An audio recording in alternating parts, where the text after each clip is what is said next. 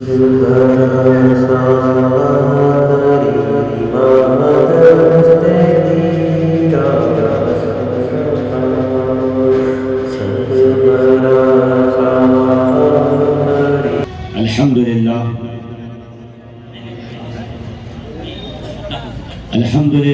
وکفا وسلام علی عبادہ الذین اصطفیٰ خصوصاً علی محمد المصطفیٰ وعلی آلہ واصحابہ اولی الصدق والصفاء اما بعد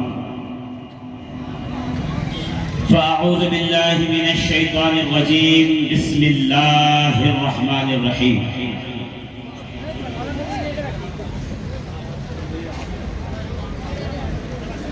وَأَمَّا بِنِعْمَةِ رَبِّكَ فَحَدِّثْ وقال تبارك اسمه تعالى في مقام الآخر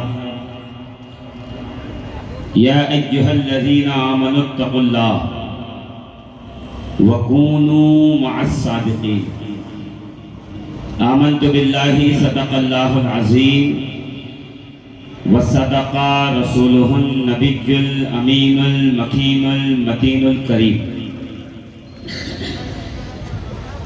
ونحن على ذلك من الشاهدين والشاكرين والحمد لله رب العالمين. چلے جب حضور سوئے فلک بلغ العلا بکمالہ کوئی دیکھے ان کی چمک دمک کشفت دجا بجمالہ وہ ہے بے مثال کوئی اسم شک حسنت جمیع خصالہ انہیں دیکھ لیں تو پڑھیں ملک صلو علیہ وآلہ. فرش والے تیری شوکت کا علو کیا جانے خسروا عرش پہ اڑتا ہے پھریرا تیرا.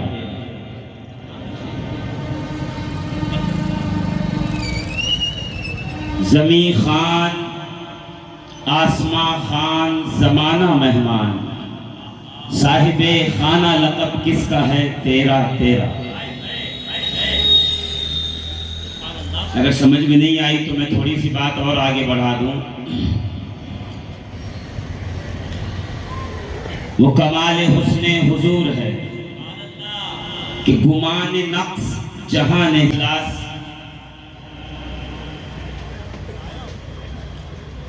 جو ایک ولی کامل سید گھیرے شاہ رحمت اللہ تعالی علیہ کے نام نامی سے منسوب ہے اور آپ ہی کے عرس مبارک کے موقع پر یہ سالانہ اجلاس بڑے ہی انتظام کے ساتھ اہتمام کے ساتھ سالہ سال سے منایا جا رہا ہے. آپ اور ہم خوش نصیب ہیں کہ ہمیں اور آپ کو اولیاء کاملین کے دامن کرم میں کچھ دیر بیٹھ کر کچھ کہنے اور سننے کا موقع میسر آیا.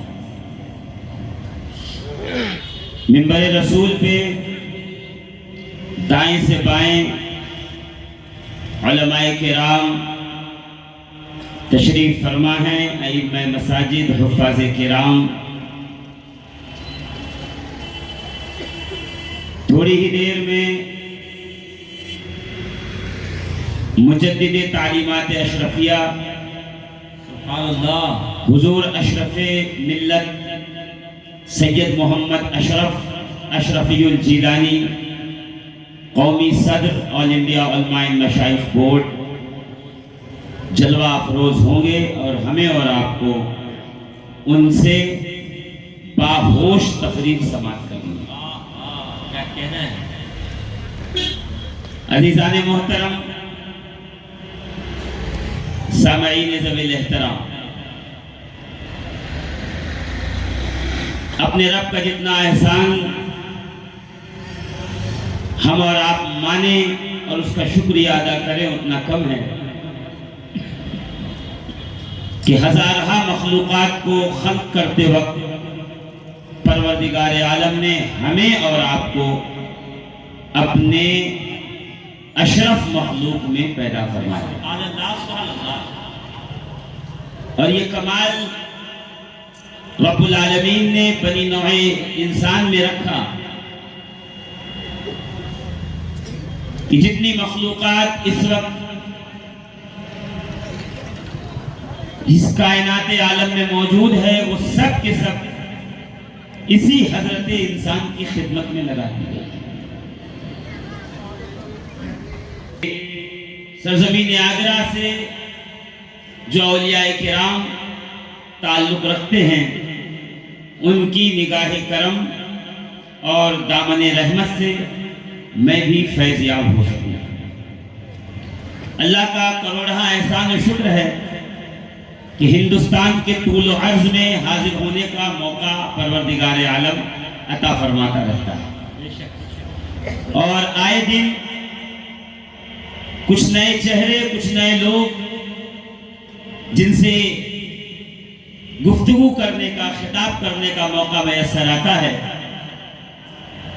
مگر یہاں تو بات دوسری ہے، اس لیے کہ میں دوسری مرتبہ حاضر ہوا ہوں، اور آپ میرے مزاج کو بھی جانتے ہیں اور میری طبیعت کو بھی پہچانتے ہوں گے کہ میں تھوڑا ہنگامے میں تقریر کرنے کا عادی ہوں، قبرستان میں تقریر کرنا مجھے پسند نہیں۔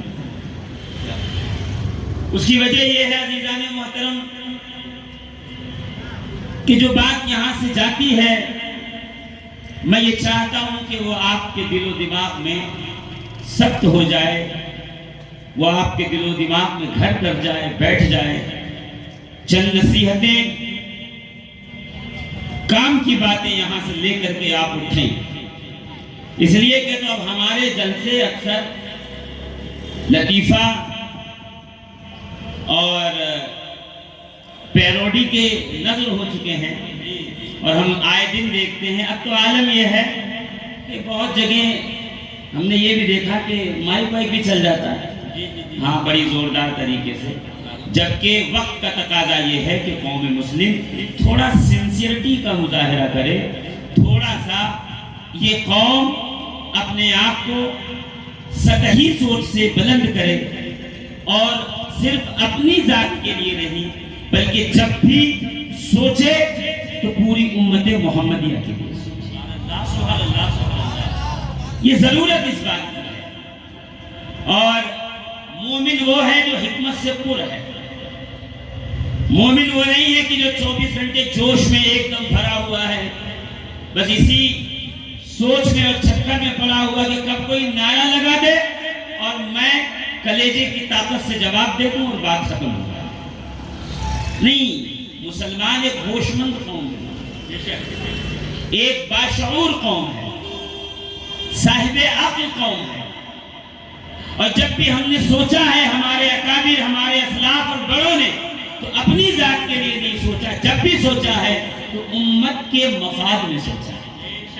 سبحان اللہ، سبحان اللہ۔ ابھی ہم کمرے میں بیٹھے ہوئے تھے، بہت ساری باتیں آپ کے خطیب و امام حضرت علامہ مولانا جابر حسین صاحب وہ بھی تشریف فرماتے، ان کے سامنے بھی اشرف ملت سے بھی ہوتی رہی، جس میں ایک ہی بات نکل کے آئی کہ ضرورت یہ ہے کہ امت اس وقت اپنے آپ کا جو شیرازہ بکھرا ہوا ہے اس سے نکل کر ایک جسم اور ایک جان ہو، ایک دوسرے کے معاملات کو سمجھے، اعتدال سے کام لے اور پیغام محبت کو عام کرے۔ ہم جانتے ہیں، ہمیں اچھی طریقے سے معلوم ہے، لکم دینکم ولی دین، تمہارے لیے تمہارا دین ہے، ہمارے لیے ہمارا دین ہے۔ ہمارا عقیدہ الگ، ہماری پہچان الگ، ہمارا تشخص الگ، ہمارا نشان الگ، ہمارا عقیدہ الگ، ہماری عقیدتوں کے مراکز الگ، یہ سب ہمیں معلوم ہے، مگر کبھی کبھی وقت کا یہ تقاضا ہوتا ہے کہ ہمیں اور آپ کو ایک جگہ پہ بیٹھ کر سمجھنا پڑے گا، سوچنا پڑے گا۔ بطور قوم مسلم اس وقت امت رسول کو کس شے کی ضرورت ہے، اس وقت امت کو کس بات کی ضرورت ہے، اس وقت امت کا یہ حالات کیا تقاضا کر رہے ہیں، ہمیں اور آپ کو اس پر ایک بار بیٹھ کر سر جوڑ کر سوچنا چاہیے، سمجھنا چاہیے، ایک دوسرے کو ساتھ مل کر کے اس پر غور و خوض کرنا چاہیے۔ میں چونکہ تھوڑی دیر کے لیے حاضر ہوں اور میں صرف اس لیے گفتگو کر رہا ہوں کہ میرے بعد ایک ایسی شخصیت آنے والی ہے جس کی فکر نے ہندوستان میں ایک انقلاب برپا کیا ہے اور ایک نئی سوچ دی ہے کہ صوفیاء کرام بالخصوص خانقاہوں سے، اولیاء اللہ سے، سلاسل سے جڑے ہوئے لوگ اگر چاہیں تو انشاءاللہ العزیز قوم کی قسمت بدل سکتی ہے، قوم کا مستقبل سنہرا ہو سکتا ہے اور آنے والی نسلیں انشاءاللہ العزیز عروج پہ، ترقی پہ، بلندیوں پہ روز بروز فائز ہوتی چلی جائیں گی۔ سبحان اللہ۔ میں بھی اسی سوچ میں ہوں کہ بات کو کہاں سے شروع کروں۔ ایک تو عرف کی نسبت، پھر وقت کا تقاضا یہ، پھر ہم اور آپ عاشقان رسول، محبت رسول کا تقاضا یہ ہے، اور ایک عاشق کے عشق کا تقاضا یہ ہے کہ جب بھی بات ہو تو اس کے محبوب کی بات ضرور ہے۔ اور ہماری اور آپ کی عقیدتوں کا مرکز مدینہ المنورہ، گنبد خضرا، سنہری جالیاں، زور سے کہیے نا، اور زور سے، لیکن بیچ میں سے یہ سب چلتا رہے گا۔ آپ کی توجہ کان میری طرف رہیں، جب نہ دکھائی دے تو سمجھ لیجئے کہ آڈیو کا دور ہے، اور دکھائی دے تو سمجھ لیجئے ٹھیک ہے ویڈیو کا بھی دور چل رہا ہے۔ مگر عزیزان محترم غور فرمائیے گا، ہماری عقیدتوں کا وہی مرکز، ہماری عقیدتوں کا مرکز وہی ہے جو اولیاء کاملین کا تھا، جو صالحین کا تھا، جو اقطاب و اقواس کا تھا، جو امت کے افراد کا تھا، جو امت کے مخادیم کا تھا، جو ہمارے ائمہ کا تھا، محدثین و فقہا کا تھا، جو تابعین کا تھا، تبع تابعین کا تھا، جو صحابہ کرام کا تھا۔ ہم سب کی عقیدت و محبت کا وہی ایک مرکز ہے جو حضرت فاروق اعظم رضی اللہ تبارک و تعالیٰ عنہ سے نقل ہو کر آیا۔ مشکات المصابیح کے اندر یہ روایت بڑی شرح کے ساتھ لکھی ہے، میں صرف اس کے متن پر اکتفا کرتا ہوں کہ کیا میرے آقا علیہ الصلوۃ والتسلیم نے ارشاد فرمایا، لا یؤمن احدکم حتی اکون احب الیہ من والدہ وولدہ والناس اجمعین، کہ تم میں سے کوئی بھی اس وقت تک مومن کامل نہیں ہو سکتا جب تک کہ وہ جان کائنات نبی کریم محمد عربی صلی اللہ تعالیٰ علیہ وسلم سے اپنی جان، اپنی مال، اپنے اولاد، اپنے والدین، یہاں تک کہ کائنات عالم کی ہر شے سے بڑھ کر محبت نہ کریں۔ یعنی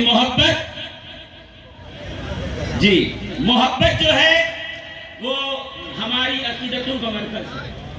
مصطفیٰ کریم علیہ الصلوۃ والتسلیم سے محبت، اور صرف نبی سے محبت نہیں، نبی کریم کے آثار سے محبت، نبی کریم کی منصوبات سے محبت، نبی کریم کے تبرکات سے محبت، نبی کی نالین ہے تو اس سے محبت، نبی کے حسنین ہے تو ان سے محبت، نبی کی دستار ہے تو ان سے محبت، اور نبی کے اصحاب ہے تو ان سے محبت۔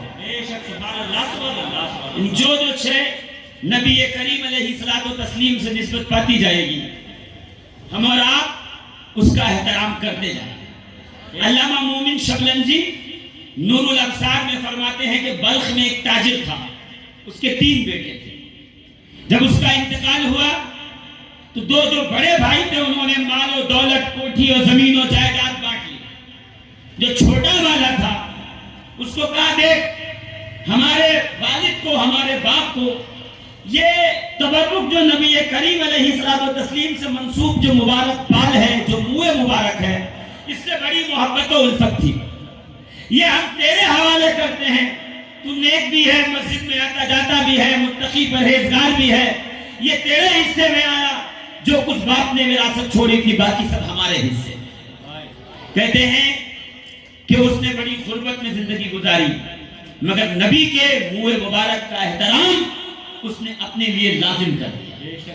ادب، غسل دینا، لوگوں کو زیارت کروانا، اس مبارک بال کی لوگوں کو اہمیت بتانا، اور جب کوئی بیمار ہو تو نبی کے اس بال کو پانی میں گھما کر اس بیمار کو پلا دینا تاکہ اسے شفا مل جائے۔ لیکن زندگی بھر کا یہی کام رہا، یہاں تک کہ بڑھاپے نے اس کو آن لیا، اور جب موت آئی وہ انتقال کر گیا، اپنی قبر میں گیا۔ عزیزان محترم، اس دور کے بزرگ کو، اس دور کے ولی کامل کو خود نبی کریم علیہ الصلوۃ والتسلیم نے آ کر کے خواب میں زیارت دی اور بتایا اور یہ کہا کہ سنو سنو، جو کوئی تم میں سے یہ چاہتا ہے کہ اس کی التجائیں، اس کی دعائیں، اس کی درخواست رب کی بارگاہ میں جو وہ مناجات کرتا ہے اگر وہ قبول ہو تو اسے چاہیے فلاں تاجر کے اس بیٹے کے پاس جائے، اس کی قبر کے پاس کھڑے ہو کر اس کے وسیلے سے دعا کرے، رب العالمین اس کی دعا کو قبول فرمائے۔ علامہ مومن شملت جی کہتے ہیں کہ نبی کے مبارک بال کے ادب کرنے والے کی قبر انور پہ رب العالمین نے وہ برکتیں عطا فرمائی۔ پروردگار عالم نے یہ کرم فرمایا کہ جو کوئی حاجت مند، ضرورت مند اس قبر پہ جا کے دعا کرتا، پروردگار عالم اس کی دعا کو قبول فرمائے۔ سبحان اللہ، سبحان اللہ، سبحان اللہ۔ عزیزان ملت اسلامیہ، علامہ مومن شملت جی فرماتے ہیں کہ دیکھا نبی کریم کے بال مبارک کی نسبت کا لحاظ کرنے والا اگر قبر میں چلا جائے تو اس کی قبر باعث برکت ہو جایا کرتی ہے، اس کی قبر سے لوگوں کو فیض پہنچتا ہے۔ تو میں صرف اتنی بات کہہ کے آگے نکل جاؤں، جب نبی کے بال کے احترام کرنے والوں کا یہ عالم ہے تو نبی کی آل سے محبت کرنے والوں کا کیا عالم ہوگا، نبی کی اہل بیت سے محبت کرنے والوں کا کیا؟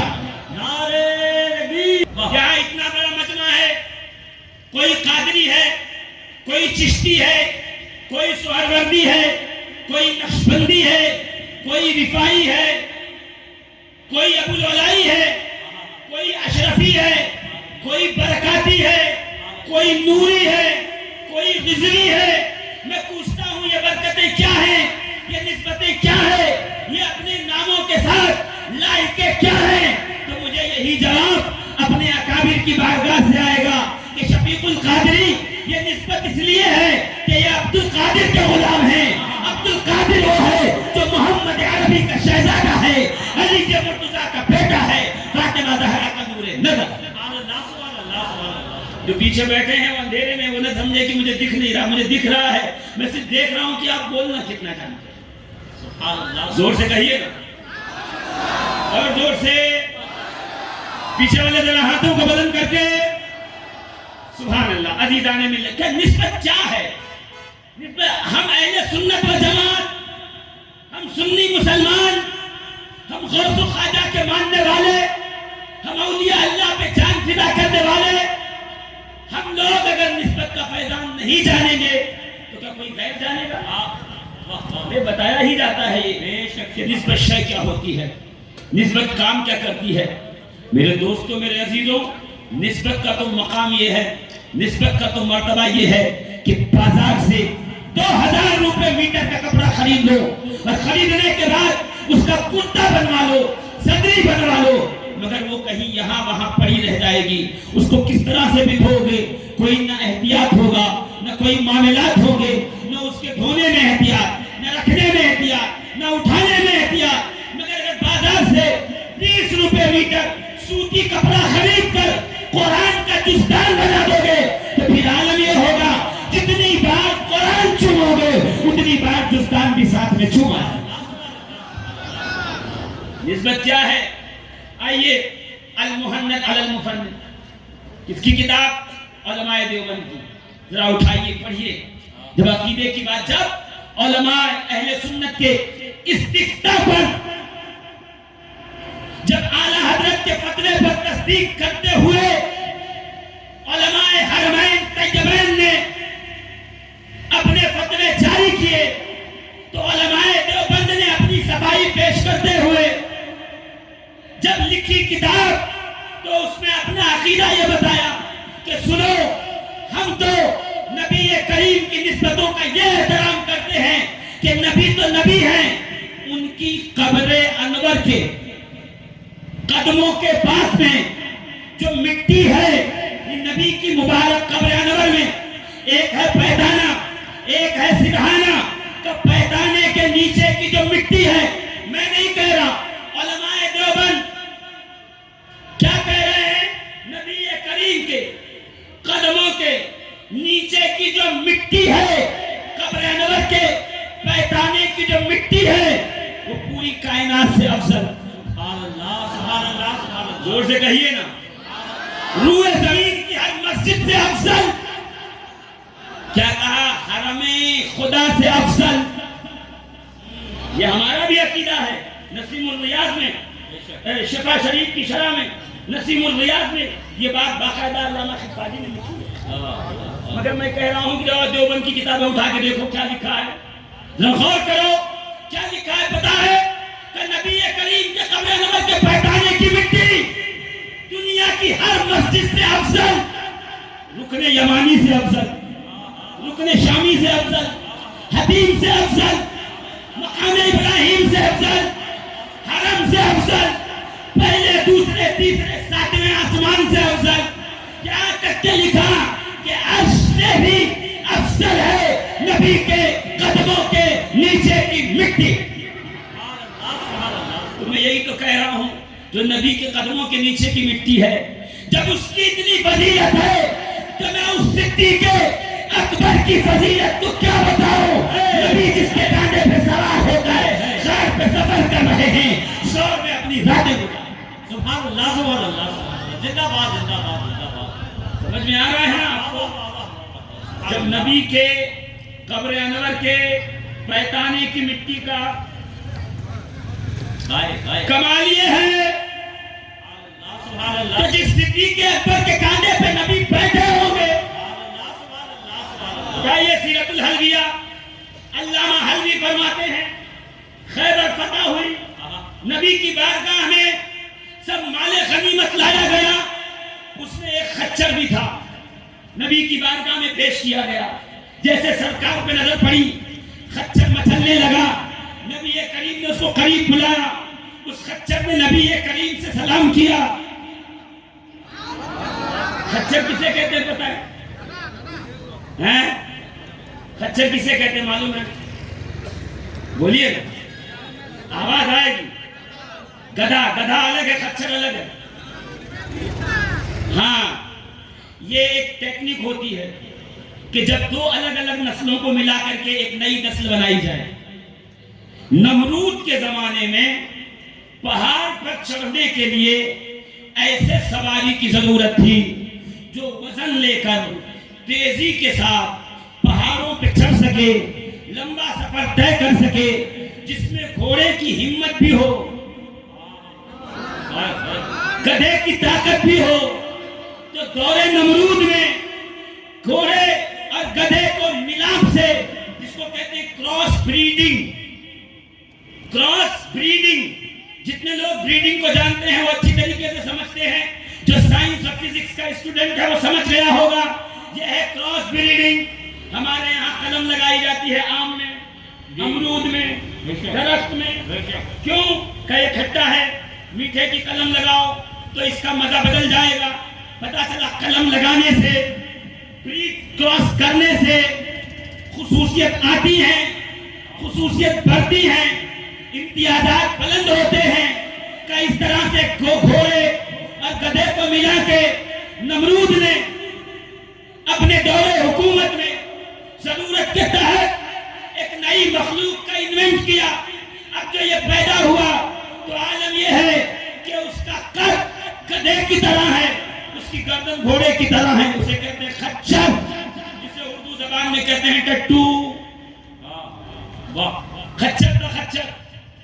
اور سن لیجئے، وہ جو نمرود نے خچر پیدا کیا، جو بنایا، جو کراس بریڈ کیا، نئی نسل کوئی افزا کی، کہتے ہیں اور علماء نے لکھا ہے، تفسیر زاہدی میں بھی ہے کہ اس کی نسل چلتے چلتے جب حبشہ کے بادشاہ کے پاس ایک خچر اس میں سے موجود تھا جو پورا سفید رنگ کا تھا، کالے کالے کھر تھے، ماتھے پہ کالا نشان تھا، پورا جسم سفید تھا، کہ جنگ خیبر کے بعد نبی کریم کی بارگاہ میں بطور تحفہ بھیجا گیا۔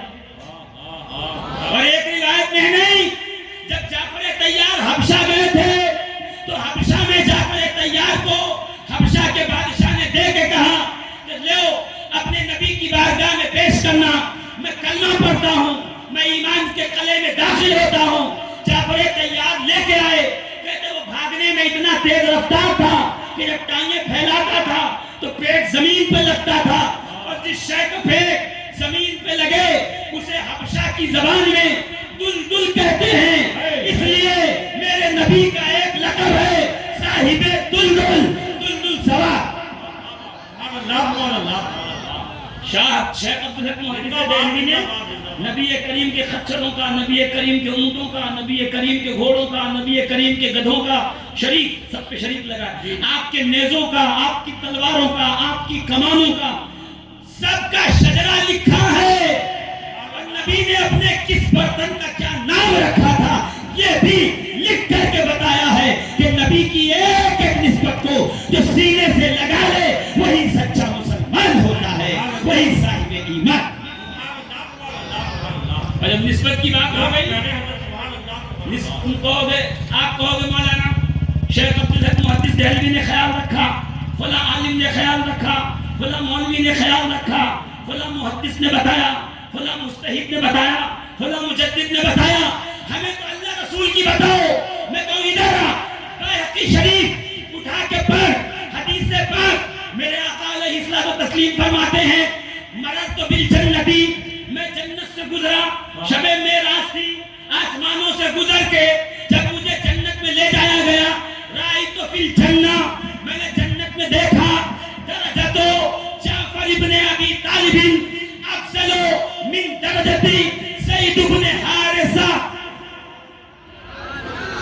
یہ حدیث ہے، حدیث زور سے سبحان اللہ کو اور زور سے، کیونکہ علماء سمجھ گئے۔ میں چاہتا ہوں آپ سبحان اللہ کہیں تو میں ترجمہ جلدی سے بتاؤں۔ امام بیہقی کہتے ہیں کہ میرے آقا جب شب معراج تشریف لے گئے تو وہاں جنت میں گئے۔ کہاں گئی وہ قوم جو کہتے ہیں نبی ہماری طرح ہے؟ ان کو بلا کے لاؤ، ان کو بتاؤ مصطفیٰ کریم ہے کون، تو کون ہے، نبی کون ہے، تیری حیثیت کیا ہے، نبی کا مقام و مرتبہ کیا ہے۔ کہ جنت میں تشریف لے گئے، کرائی تو پھر جنہ، میں نے جنت میں دیکھا درجت جعفر ابن ابی طالب، یعنی جعفر ابن ابو طالب یعنی علی کے بھائی حضرت جعفر طیار۔ کون جعفر ہے سنو گے، کون جعفر ہے سنو گے؟